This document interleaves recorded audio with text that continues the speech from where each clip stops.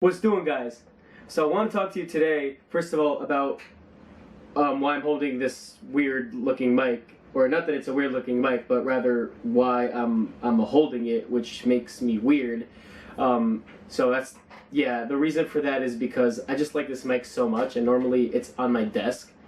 But right now I'm not in a place where I could use a desk, really. So I just decided I'd hold it instead of just, not use the mic, because I love this mic. It's like, makes me sound totally clear and everything, so I think it's good. By the way, it's also probably picking up some background sounds over there.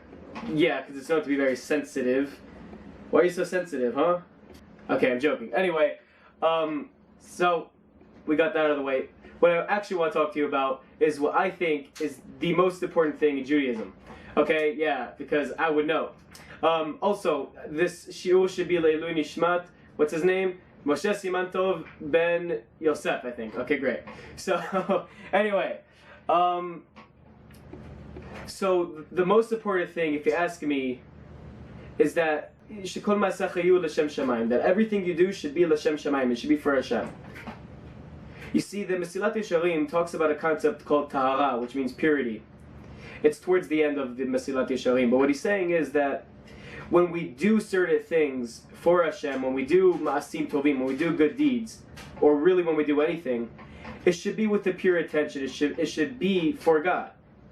You see, in truth, a person can be learning, he could be sitting and learning Gemara, literally, but perhaps his intention is that he wants to look cool a little bit, or he wants to gain respect, and that's truly his motivation for what he's doing.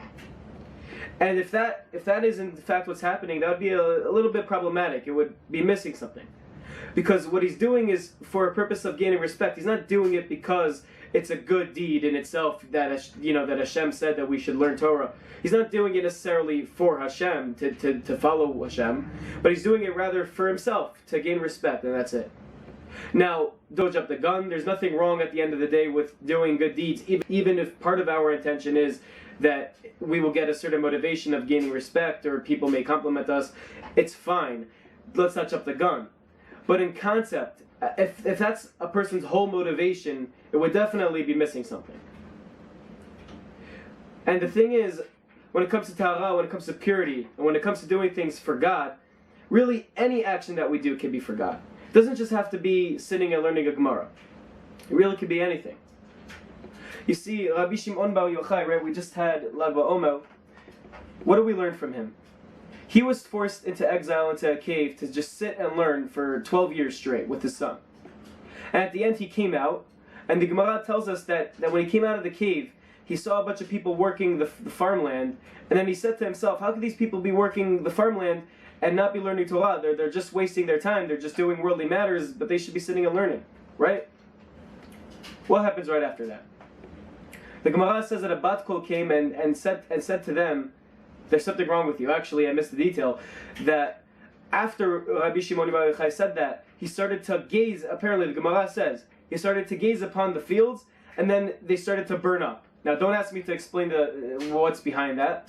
But either way, if we want, we could explain that something about the energy of Rabbi Shimon Bar Yochai, about his disgust or hatred that he was having towards seeing people do worldly matters, it just caused everything to be destroyed, everything that he gazed upon, because he just cannot deal with it. Okay. But then the Bat Kol came, the heavenly voice came and told Rabbi Shimon, I don't understand. You came out here so you could come and destroy my world? Go back into the cave. And they went back, he and his son went back to the cave for 12 more months, and then they finally came out afterwards. What we learn from here is that after a full 12 years of Rabbi Shimon Bar Yochai just sitting and learning Torah, and he comes out and he says to himself, how could people be doing anything besides sitting and learning? The Bat Kol, the heavenly voice, comes to tell him, I don't understand, you came to destroy my world. In other words, what's being applied is that we have this world for a reason. We have this world wherein we do many different mundane actions. It's for a reason. Really, every aspect of what we do in this world is and should be a service to God. Should be L'Shem Shamayim. So even if it's not sitting and learning, it could be anything. It should be L'Shem Shamayim, and it can be L'Shem Shamayim. That's really the message. Hashem made this world for that. That's what. And so what happens as the Gemara describes afterwards, right? Rabbi Shimon Bar Yochai, after the 12 months later, they come out, they finally come to the street in the middle of Israel, and they see someone holding two adasim. He was holding two myrtle branches, and he told them that the reason he's holding two myrtle branches, this was on Friday, it's in order to honor Shabbat. One for Shamo and one for Zacho, right? One to safeguard Shabbat and one to remember Shabbat, which are two terminologies that the Torah uses for keeping Shabbat. What comes out of this is that person that they saw was specifically utilizing this world in order to sanctify Hashem. And so what we see from here is that, yes, and I believe this is the most important thing, we should use this world, we should utilize this world, and we should utilize our personal lives to sanctify Hashem, and it should always be for that purpose. And it could be anything, it doesn't matter what it is.